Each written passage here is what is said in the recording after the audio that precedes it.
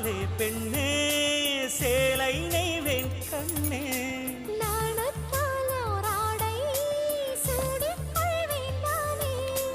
பாயாகும் வழி சொல்லாதே பஞ்சளை புதையல் ரகசியமே சாய்ந்தாடும்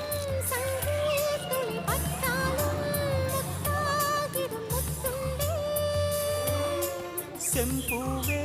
பூவே உன் மேகம் நான் வந்தால் ஒரு வழி உண்டோ மன்னவன் விரல்கள் பல்லவன் ஒளியோ படை கொண்டு நடக்கும் மன்மத சிலையோ